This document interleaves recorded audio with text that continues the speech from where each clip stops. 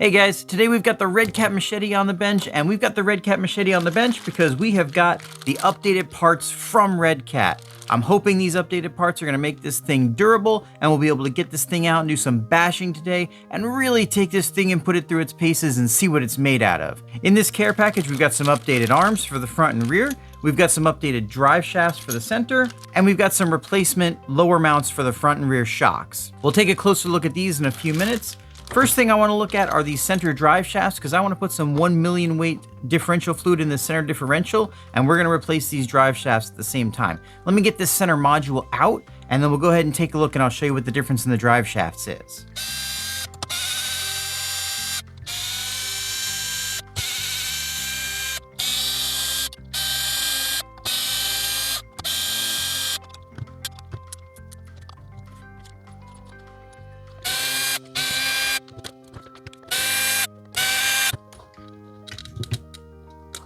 We've got the power module out. I'm not going to take it all the way out because I don't want to take this fan off, but I don't need to just to get the center differential out. I'll just pull this cover off, pull the center differential out, and replace the fluid in it. Let's take a look at these drive shafts though.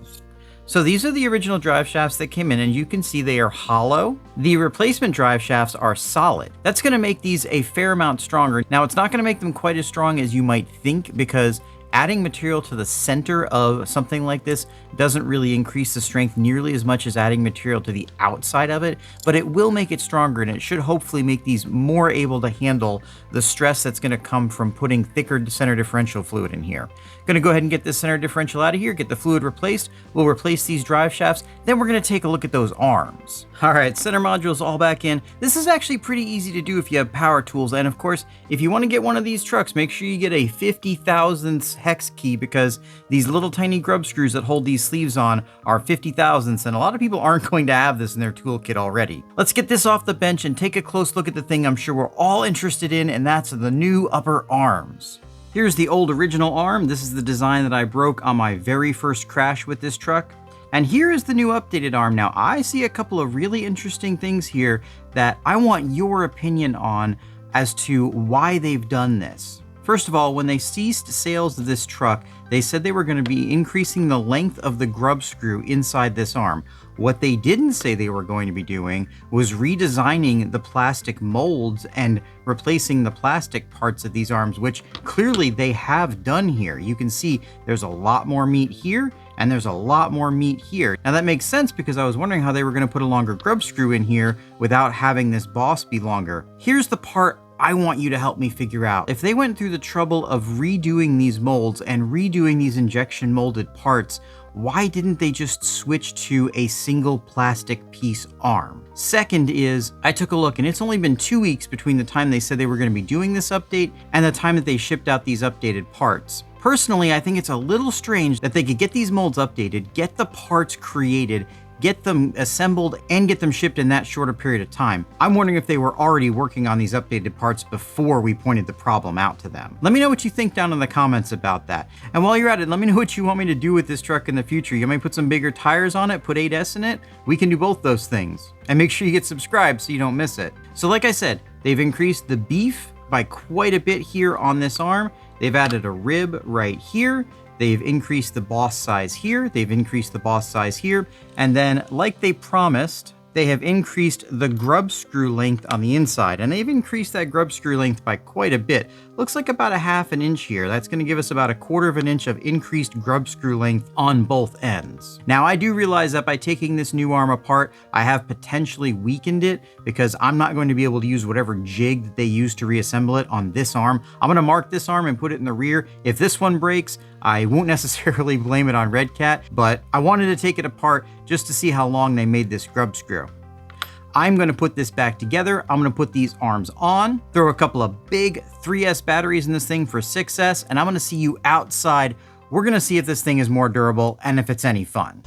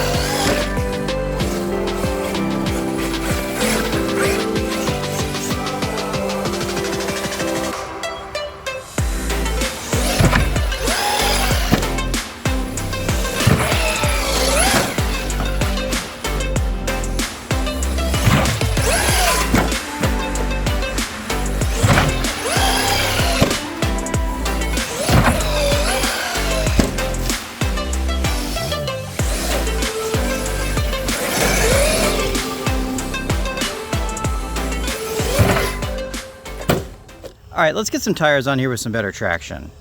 Got a set of copper heads on here now. Let's see if this makes this a little bit easier to control. Yes.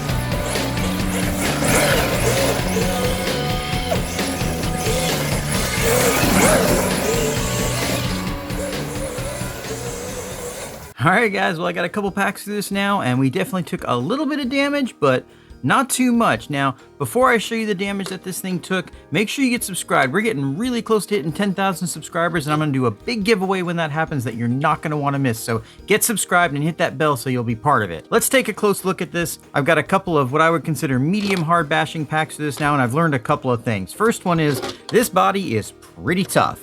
I did not reinforce this body before taking it out for these packs, and so far we've got a scuff here and a little dent right here, a couple of marks in the front, but overall this body is holding up very well. It's pretty thick plastic, and I think that this is one of the better bodies that you can buy in an RTR right now. I will still end up reinforcing this long term because anybody is going to get destroyed after a while, but this is a really well designed and thought out, nice, strong body. Looking at the car, we can see that overall it has held up very well. None of the arms broke. The chassis is still nice and flat. Just got some scuffs and scrapes on it. No issues with it overall. Didn't have any issues with the differentials, the shocks, none of that stuff.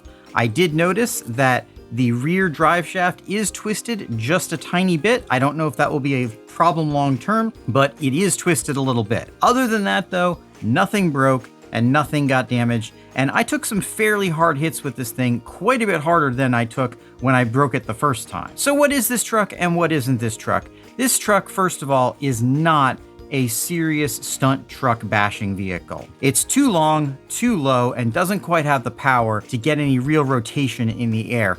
Whatever angle of attack you're at when you leave the ramp is going to be pretty close to the angle of attack you're going to be at when you hit the ground. That is, of course, unless you want to do a front flip. As you saw, it will do those. But what this does appear to be is a pretty well put together, very strong, larger than 1/8 scale bashing truggy. I've been really impressed with how well this power system has worked for the kind of bashing that I do, at least. It's got plenty of power. And overall, I think this is a really cool truck.